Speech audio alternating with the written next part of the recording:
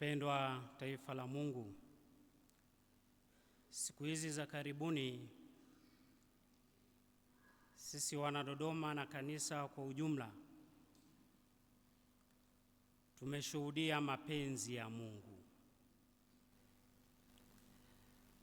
Ni siku chache tu zilizopita tumewasindikiza kwa pamoja katika kanisa hili masista wawili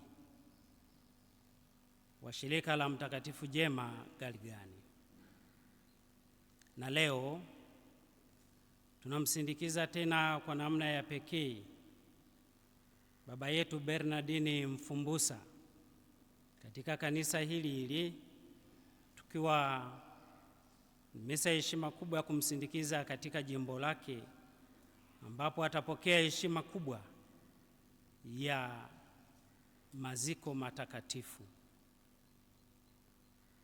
Haya yote ni mapenzi ya Mungu. Na katika matukio haya siku za karibuni nimejaribu kukutana na watu wakiwa wanaomboleza, na katika sentensi mojawapo niliyoisikia ni hii: mapenzi ya Mungu yasikie kwa mwingine, yakikukaribia ni mazito. Lakini ndio hilo ambalo sisi huwa tunasali katika sala ya Baba Yetu.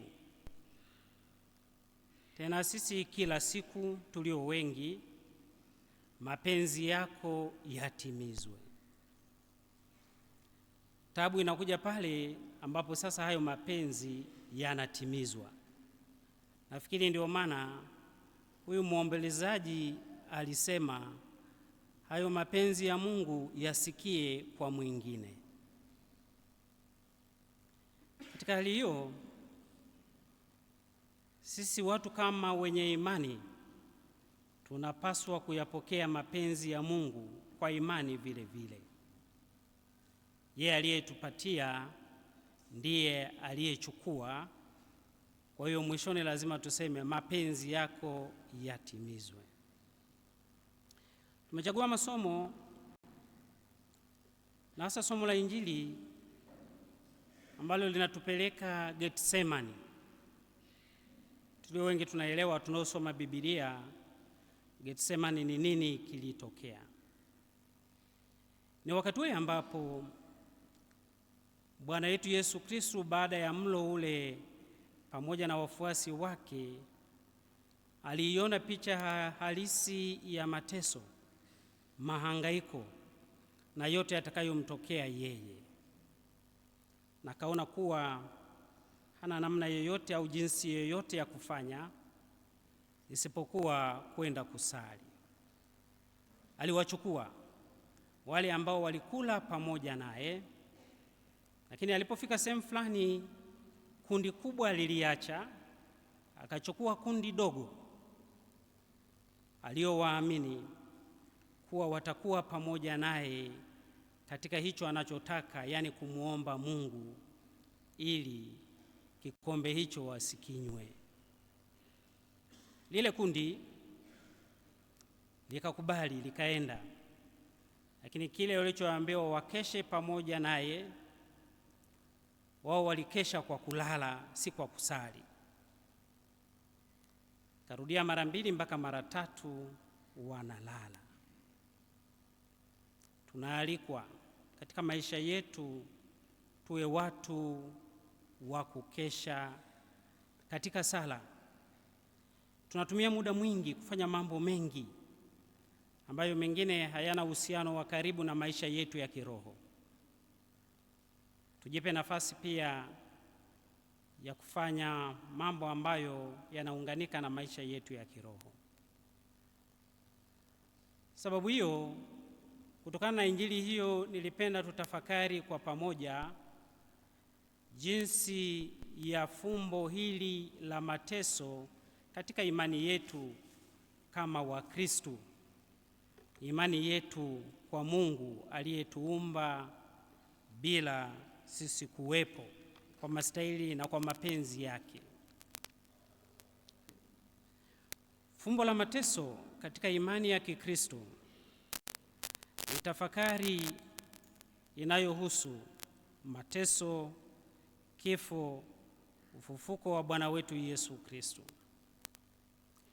Nalisema hili kwa sababu kwa wachache sana waliobahatika, wachache kati yetu waliobahatika kukutana naye Bernardini Mfumbusa siku za mwisho kabisa, watathibitisha wazi kuwa alikionja hiki kikombe cha mateso. Hata kama mtu ulimkuta katika hali ambayo hawezi kusema, lakini basi hali yake ilionyesha wazi kuwa anapita katika wakati mgumu na kikombe hicho anakinywa. Hiki ndicho kikombe ambacho kinatupeleka katika ukamilifu wa maisha yetu. Fumbo la mateso linatufundisha kuwa mateso si mwisho, bali ni ushirika wa sadaka ya Kristo inayotutakasa na kutuletea wokovu na kuleta utukufu. Mateso yanaeleweka kama ni kielelezo cha upendo wa kimungu na ushindi dhidi ya dhambi. Mateso ya Kristo ni kilele cha ufunuo wa upendo na huruma yake Mungu kwetu sisi wanadamu. Ndio maana alipanda katika mlima ule na akasali na akaomba kuwa kikombe asikinywe, lakini si kwa mapenzi yake, lakini Baba, mapenzi yake yatimizwe. Kwa sababu hiyo sisi waamini,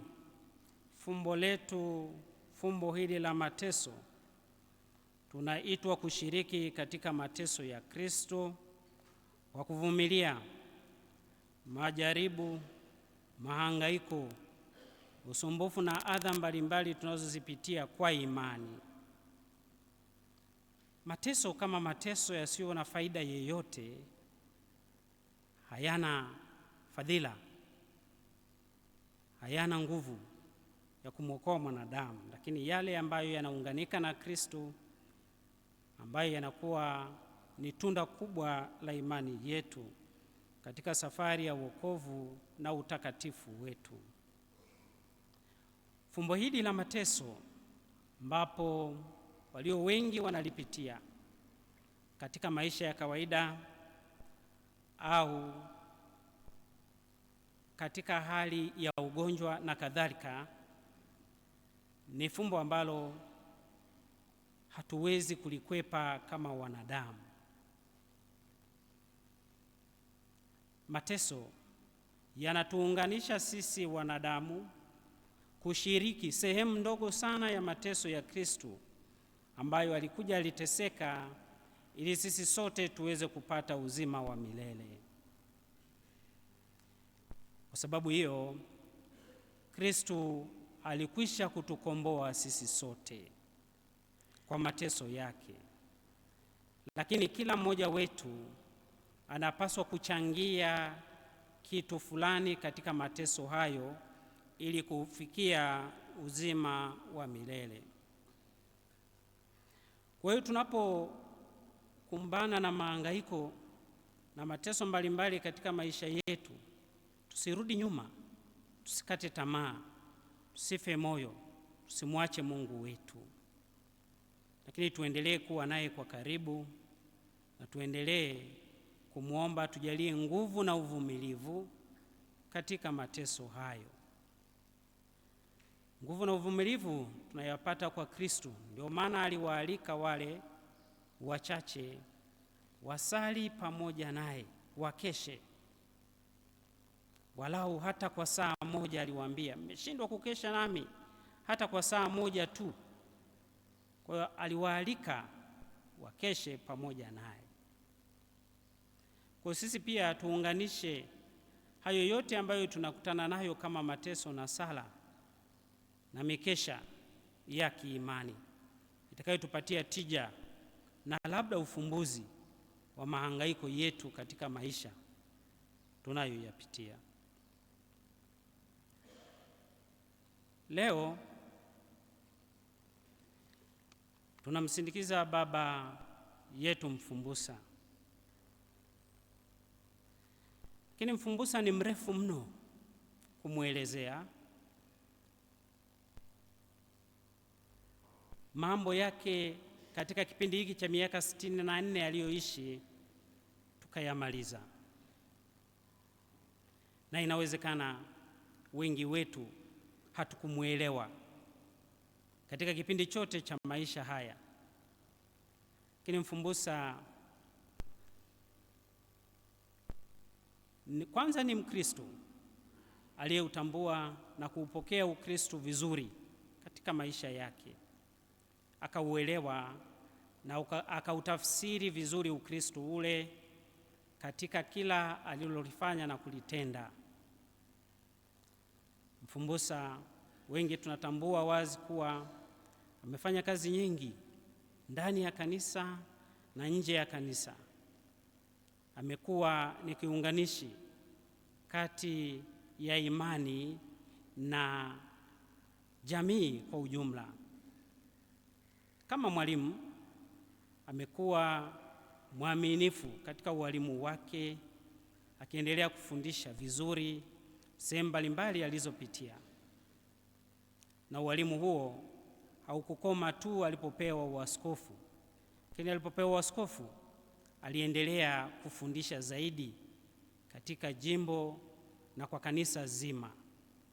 Tunatambua nafasi zake mbalimbali alizozipokea za kitaifa na kimataifa, ambazo zilipambanua karama yake, uwezo wake mkubwa na kukubalika kwake katika nyanja zote hizo. Mfumbusa ni mmoja kati ya wachache ambao wanaweza kutumia elimu walioipata darasani kuunganisha na maisha ya kawaida pale walipo. Tulio wengi tunatumia elimu ya darasani, lakini kuiweka katika matendo ya kawaida tunakwama. Mfumbusa aliweza kutumia hiyo na alipata zawadi kubwa hiyo ya kuwa aliweza kuichukua hiyo elimu na akaiweka katika hali ya kawaida na akaeleweka katika ukawaida huo, na akaleta matokeo yaliyochanya katika jamii ambayo aliifikishia ujumbe. Ndicho alichokifanya alipokuwa huko Sauti kama mwalimu, lakini ndicho ambacho amekifanya alipokuwa kama padri katika jimbo la Dodoma, na akianzia utume wake katika parokia mbalimbali ambazo amezipitia na seminari. Alijaribu kuunganisha kitu hicho.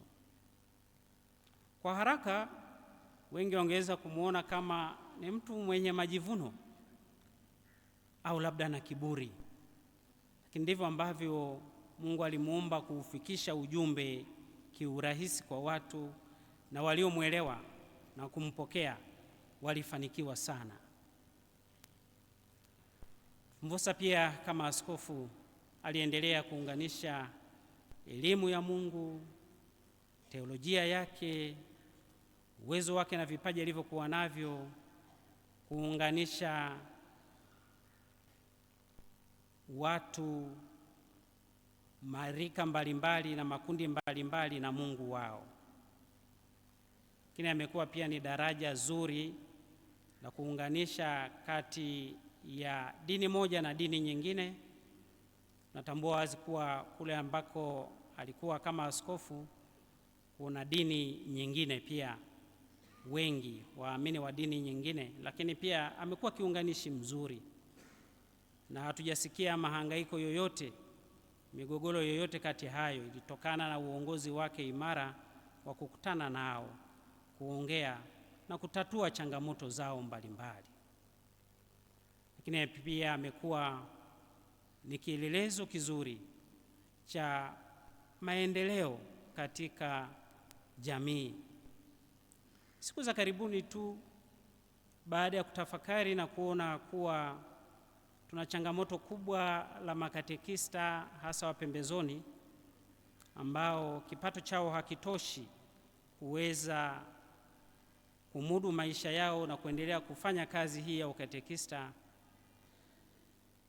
tukapata wazo zuri kutoka kwake, ambapo Jimbo Kuu la Dodoma pamoja na majimbo ambayo yanazofanya Jimbo Kuu la Dodoma tuliweza kwa kuchagua makatekista wachache kwenda kuanza kupata elimu kwake ya kilimo bora na sahihi, na mafunzo hayo wakayafanya, na hao makatekista wetu wameanza kutekeleza jambo hilo, na wapo wanaotupa mrejesho mzuri kuwa wamefanikiwa. Sasa inatokana na ubunifu mbalimbali katika maisha. Yapo mengi, lakini yatoshe kumshukuru sana Mungu kwa zawadi ya Mfumbusa katika kanisa na jamii kwa ujumla. Tunashukuru kwa karama hizo za pekee, lakini tunashukuru kwa zawadi kubwa ambayo amelijalia kanisa katika sehemu mbalimbali. Kwanza jimbo, pili taifa, tatu katika mataifa kwa ujumla. Huyu ndio Mfumbusa ambaye leo amepumzika na sisi tunaongea juu ya habari zake. La msingi kwetu ni kusali na kumwombea, lakini pia Mfumbusa ataendelea kubaki katika maisha yetu tukitekeleza yale ambayo alituagiza, yale ambayo alitufundisha, yale ambayo aliyafanya. Ataendelea kuishi, ataendelea kuwa hai na hatapotea katika macho yetu. Tuendelee kuwapa pole wote wanaoguswa kwa karibu sana na msiba huu, na tuwatakie matumaini mazito yanayotoka kwa Mungu awasimamie na kuwaongoza, lakini yeye mwenyewe awafute machozi, na mkiamini wazi kuwa baada ya mateso aliyopitia amekamilisha juu ya safari yake, na hivi Mungu mwenyewe atampokea katika uzima mpya wa milele. Raha ya milele umpe Bwana, apumzike kwa amani.